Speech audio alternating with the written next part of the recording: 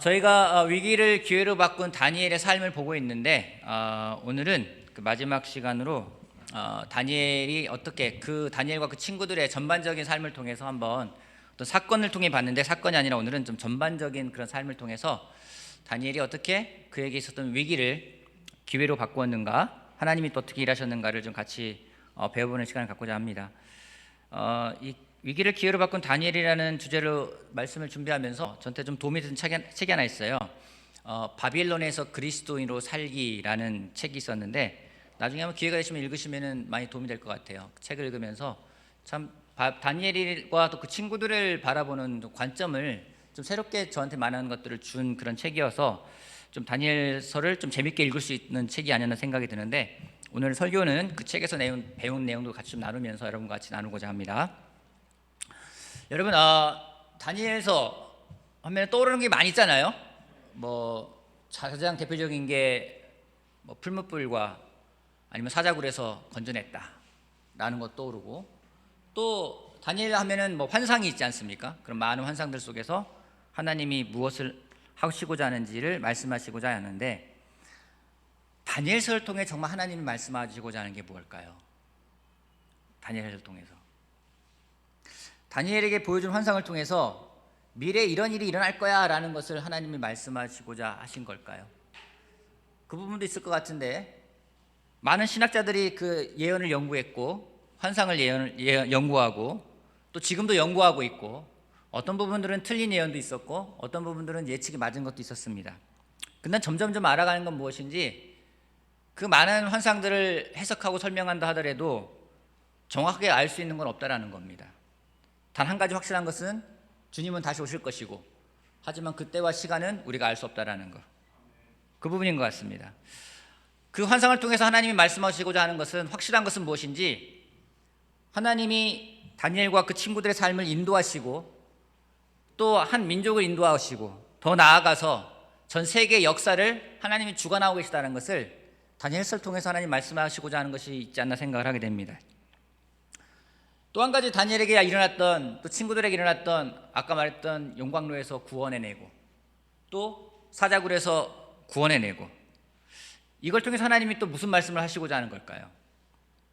하나님을 믿고 옳은 일을 하면 하나님은 위협과 핍박에서 구해주신다, 이게 핵심일까요? 믿음만 있으면 불도 나를 해치 못하고, 내가 올바르게 하나님을 믿으면 사자도 나를 잡아먹지 못할 것이다, 그것을 알려주시고자 그런 말씀을 기록해 놓은 걸까요? 만약에 이게 중심이라면 하나님이 우리들한테 해명해야 될 게 참 많아요. 왠지 아십니까?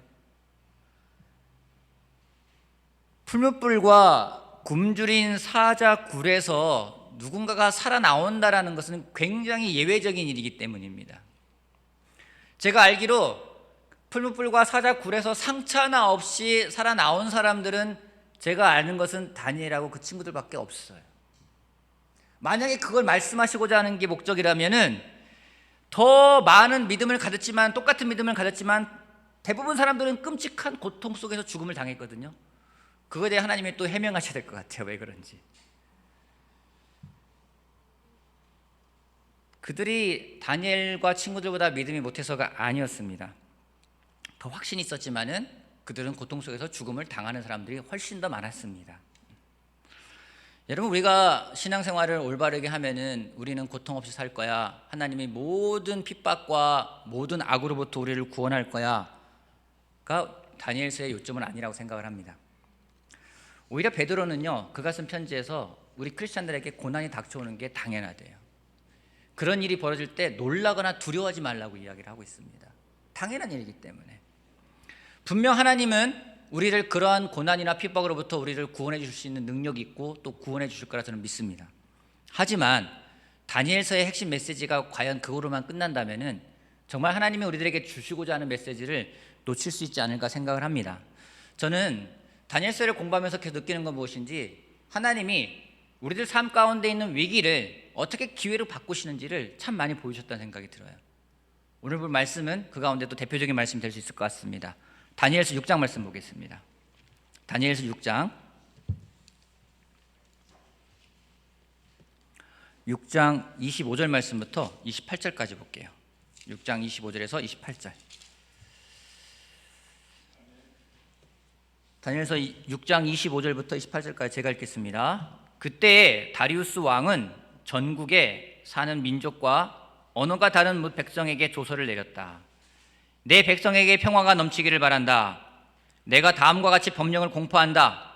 내 나라에서 나의 통치를 받는 모든 백성은 반드시 다니엘이 섬기는 하나님을 공경하고 두려워해야 한다. 살아계신 하나님이 영원히 다스리신다. 그 나라는 멸망하지 않으며 그의 권세에 무궁하다. 그는 구원하시기도 하시고 건져내시기도 하시며 하늘과 땅에서 표적과 기적을 행하시는 분, 다니엘을 사자의 입에서 구하셨다. 바로 이 사람 다니엘은 다리우스 왕이 다스리는 동안과 페르시아의 고레스 왕이 다스리는 동안 잘 살았다. 놀랍지 않습니까, 여러분? 다리우스라는 그 왕이 어떤 고백을 하는지, 다니엘이 섬기고 있는 그 하나님이 유일한 하나님이며 그 하나님을 공경해야 된다고 이야기를 하고 있어요.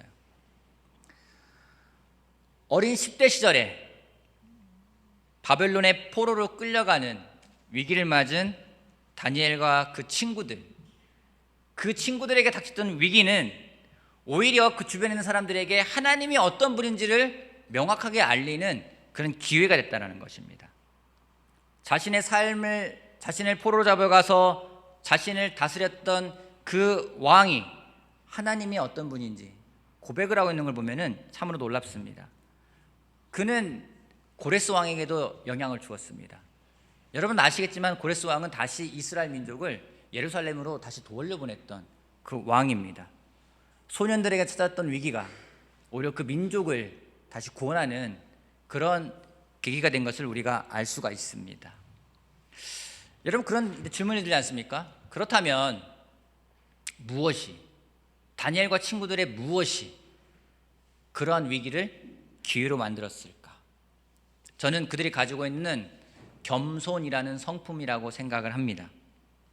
다니엘서 전체를 통해서 배우고자 하는 것들이 그런 거예요. 다니엘이 가지고 있던 성품, 겸손, 그것이 무엇인지를 같이 우리 생각해보고 배워보는 시간 갖기를 바라겠습니다. 여러분 겸손이 뭘까요? 우리 이 방에서 가장 겸손하다 생각되시는 분 손 들어 보실래요? 이렇게 말하면 손 드는 사람은 가장 겸손하지 않은 사람이 될 수 있을 것 같은데, 혹시 여러분이 생각할 때 겸손하다 생각되시는 분 있습니까? 이렇게 또 겸손하게 아무도 말씀 안 하시는군요. 겸손을 우리는 때로는 낮은 자존감, 아니면은 유약하고 고분고분한 성격, 야망이 부족한 것, 지나친 겸양과 좀 동일시하는 경향이 있습니다. 하지만 성경에서 말하는 겸손은 이러한 겸손을 말하지 않습니다. 다니엘과 그 친구들이 보여준 겸손은 그런 겸손이 아니었습니다. 우리 빌립보서 2장 말씀 같이 볼까요? 빌립보서 2장.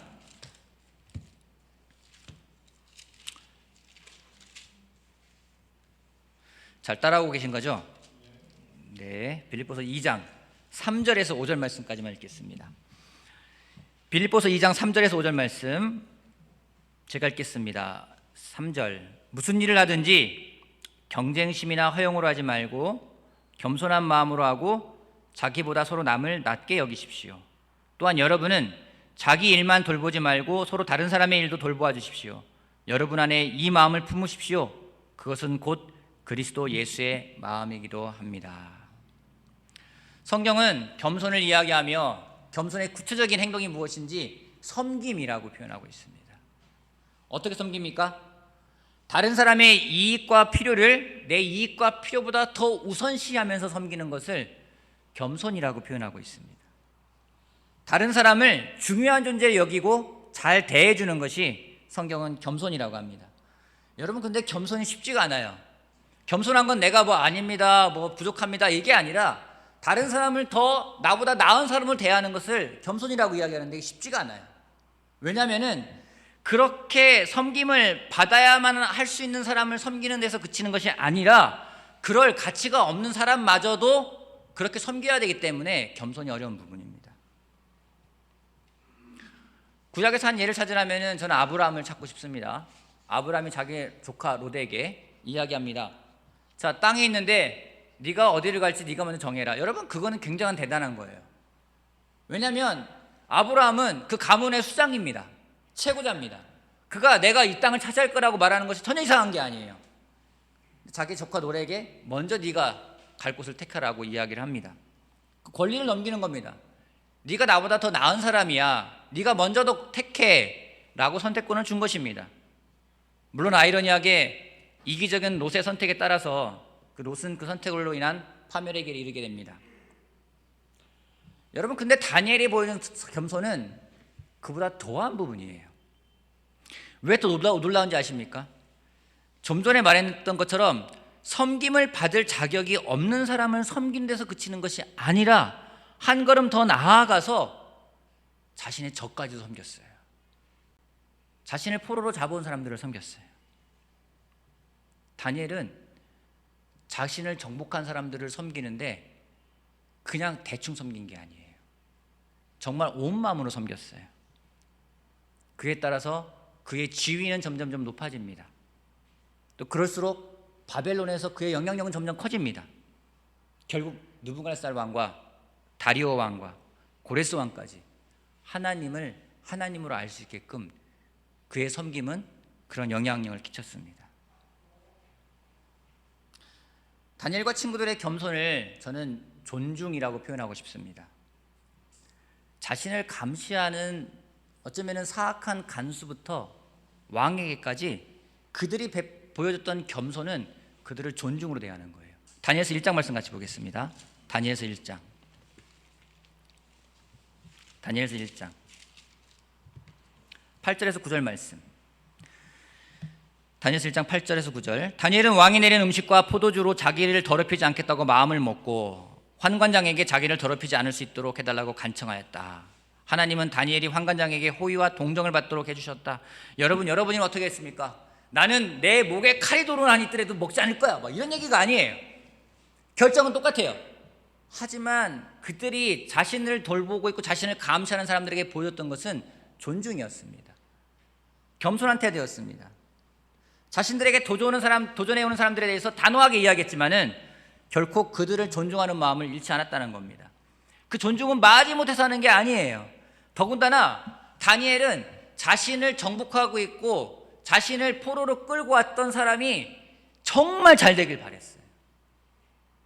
4장 말씀 볼까요? 4장 말씀 볼까요? 4장 19절 말씀.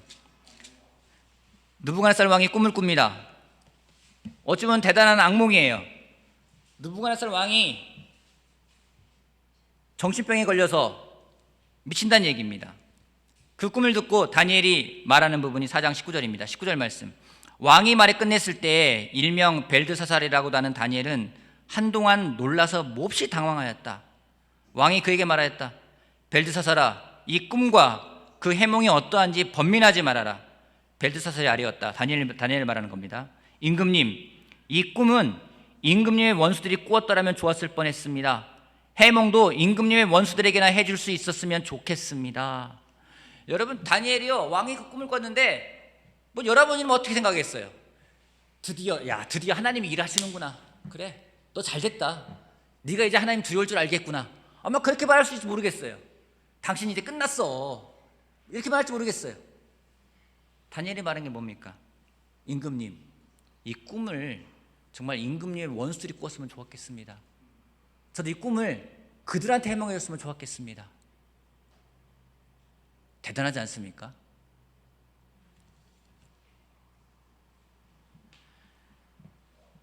이 말은요, 다니엘의 립서비스가 아니에요. 이 가운데서 여러분, 다니엘의 가식이 느껴집니까? 다니엘이 왕에게 아부하고 있는 겁니까? 다니엘의 진심이 느껴집니다. 그가 어떻게 왕들을 대했고 어떻게 그들에게 겸손을 표했는지. 여러분, 만일 여러분이 다니엘 주변에 있는 이스라엘 민족, 유다 민족이라면 여러분, 다니엘의 그 반응을 어떻게 평가하시겠습니까? 여러분, 뭐라고 평가하실 것 같아요? 보기 좋게 보였을 것 같습니까? 어쩌면은 원수를 돕는 저 소갈머리도 없냐? 너는 자존심도 없냐? 어떻게 이 민족을 파멸시킨 그 왕을 돕느냐? 너는 변절자야. 너만 잘 먹겠다고 저러는 거냐? 많이 욕할지도 모르겠어요. 아마 저라면 그랬을 것 같아요. 근데 다니엘서 공부하면서 제가 느끼는 거는 어쩌면 저의 그러한 마음들 때문에 진짜 다니엘을 통해서 하나님이 알려주고자 하는 겸손과 그 존중을 배우지 못하는 것은 아닌가 생각이 들었습니다. 좀 전에도 막 시끄럽잖아요. 요즘에 기초단체장 선거와 보궐선거 때문에 세상이 좀 시끄럽습니다. 어제 오후에 설교 준비하다가 기도하려고 공원에 나왔습니다. 저희 동네 공원에 나와서 걷고 있는데 벤치에 아들하고 엄마가 앉아 있어요. 좀 장성한 아들과 엄마가 앉아 있어요. 길을 가는데 기도하면서 길을 걷다 보면은 막 하는 얘기 들리지 않습니까? 또 그런 얘기는 뭐 이상하게 잘 들려요, 그죠? 막 안 들으려고 해도 막 잘 들려요. 그런데 갑자기 어머님이 핸드폰을 딱 꺼내더니 아들한테 하는 얘기 하는 거예요. 아들 핸드폰을 딱 같이 보더니 야, 네 유튜브하고 내 유튜브하고 왜 추천 화면이 다르니? 라고 물어보는 거예요. 그러니까 아들이 말합니다. 엄마는 보수잖아. 보수니까 그게 나오는 거고 내 거는 그렇지가 않아라고 이야기를 하는 거예요. 두 사람이 제가 공원을 몇 바퀴 도는데 한참 동안 얘기해서 앉아서 뭐 하는데요. 그 얘기를 하는 것 같아요. 뭐 네 화면하고 내 화면하고 뭐 진보니 보수니 막 얘기하는 것 같습니다. 좀 우리나라가 왠지 진보와 보수로 두 동강 나 있는 건 아닌가, 가정까지도 저렇게 되는 건 아닌가 생각이 들었습니다. 좀 나와 다르면 다른 게 아니라 틀린 거라고 생각하는 게 좀 팽배되진 않는가 해서 좀 우려가 되는 부분도 있습니다. 여러분, 제가 이 말씀을 드리냐면요, 우리는요 담장이라는 게 있어요. 다 나만을 보호하는 담장이 있습니다. 때론 필요합니다. 나 외부로부터 나를 보호할 수 있고 또 우리 가정을 보호할 수 있는 담장이 있습니다. 이거는 그냥 우리가 살아가는 삶에서뿐만이 아니라 영적인 부분도 그런 담장이 있어요. 여러분의 영적인 담장은 오늘 어떤 상태입니까? 견고합니까? 아주 높이 쳐져 있습니까? 아니면 담장이 허물어져 가고 있습니까? 제가 주중예배 시간에 나눴습니다. 요즘 저의 삶 가운데, 저의 생각 가운데 많은 변화가 있다고 여러분에게 제가 나눈 적이 있어요. 지금 그걸 제가 정리하고 있습니다. 정리하고 있고 곧 여러분과 함께 나눌 기회가 있을 거라고 제가 믿습니다. 그 생각 가운데 한 가지가 뭐냐면요, 선한 영향력이라는 거예요. 어떻게 선한 영향력을 끼칠 수 있을까? 어느새 우리가 가져가고 있는 그 영적인 담장이 우리를 보호할 수 있었지만 반면에 우리가 가지고 있는 영향력을 끼치는 것을 막고 있는 것은 아니었나 생각을 하게 됩니다.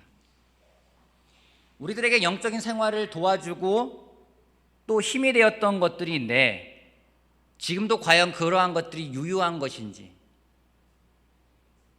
아니면 유통기간이 끝난 것임에도 불구하고 우리가 계속 먹으면서 끌어안고 있지는 않는지, 그런 것들을 하나씩 되돌아보는 시간을 갖고 있습니다. 예를 들자면 이런 겁니다. 예전 주불리를 했을 때 저희가 이제 밴드를 구성하지 않습니까? 밴드를 구성하는데 밴드 연주하는 사람들 가운데는 크리스찬이 아닌 사람들이 있었어요. 급하게 사람을 찾다 보니까 전문가들을 불러서 같이 밴드를 했습니다. 거기에 대해서 좀 말들이 있었어요. 문제를 제기한 사람들이 꽤 있었습니다. 믿지 않는 사람이 어떻게 제자들이 모여서 하나님을 찬양하는 그 축제의 장소에 연주를 할 수 있냐 라고 문제를 제기한 사람들이 있었어요. 여러분, 예전의 생각을 갖고 있으면요 그 주장이 맞아요. 그들의 생각도 존중되어야 합니다. 이의 제기할 수 있어요. 근데 돌아보는 것은 무엇인지, 만약 우리가 그러한 부분에 있어서 담장을 좀 낮추지 않는다면, 타협하자는 말은 아닙니다. 낮추지 않는다면, 계속해서 그렇게 선만 긋고 간다면은 과연 우리의 선한 영향력을 어떻게 끼칠 수 있을까?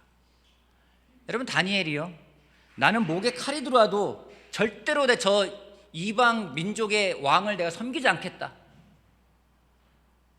만약에 그렇게 이야기를 하면서 그가 정말로 순교를 했다면 많은 이스라엘 민족에게, 유다 민족에게는 영웅이 될지 모르겠지만 그들의 포로 생활 귀환은 어떨지 모르겠어요. 하지만 하나님이 다니엘과 그 친구들을 통해서 보여준 것은 무엇인지, 그들이 가져가는 겸손이, 그것이 상대를 존중하는 그 존중이 진정한 예수님의 겸손이 얼마나 선한 영향력이 있었는가를 말씀하고 있다고 저는 생각을 합니다. 우리들 또한 한번 돌아보는 시간을 갖길 바라길 원합니다. 나의 선한 영향력은 어떻게 끼칠 수 있는가? 우리가 가지고 있는 선한 영향력을 끼칠 수 있는 가장 좋은 방법은 겸손하게 상대를 존중하며 섬기는 데 있지 않나 생각을 하게 됩니다. 또한 다니엘이 보여준 겸손은 어떤 보상을 바라는 겸손이 아니었습니다. 생각해 보세요. 아주 어린 나이에 10대 때에 포로로 잡혀왔습니다. 어떤 사람들은요, 포로로 잡혀왔다고 말하지 않고 납치당했다는 말을 쓰기도 하더라고요. 맞는 말이에요. 그리고요, 그들은요 10대 때에 다수의 성경학자들에 의하면 거세를 당했습니다. 내시가 된 거예요. 그리고 강제적인 교육을 받았습니다. 이름도 하나님을 모독하는 이름으로 계명당했습니다. 왕은요 포악하고 사악한 왕이에요. 그냥 자비로운 왕이 아니었습니다. 무자비한 왕이었습니다. 여러분, 이들이 그런 곳에서 교육을 받으며 그 왕을 섬기며 무슨 희망이 있었을까요? 언젠가는 좋은 시절이 올 거야. 좀만 참고 기다리면은 하나님이 놀라운 일을 하실 거야. 뭐 그런 마음으로 섬겼을까요? 내가 지금 고생하지만 하나님이 갚아주실 거야. 그런 마음으로 섬겼을까요? 전혀 그런 마음이 느껴지지 않습니다. 어떤 보상이 기대되는 것이 아니라 오히려 하나님에 대한 믿음이 있지 않나 생각을 하게 돼요. 하나님이 모든 걸 주관하고 계시다. 하나님이 이 또한 인도하시고 계시다. 그러기에 하나님 입장에서 보면요, 느부갓네살 왕은 단지 이스라엘의 악을, 이스라엘 백성의 죄를 심판하기 위한 도구로 그를 사용한 것밖에 안 되는 거거든요. 그 이상도 이하도 아니라는 거예요. 그것은 하나님 몫이었습니다. 하나님이 그를 들어서 어떻게 사용하실지 그건 하나님 몫이었어요.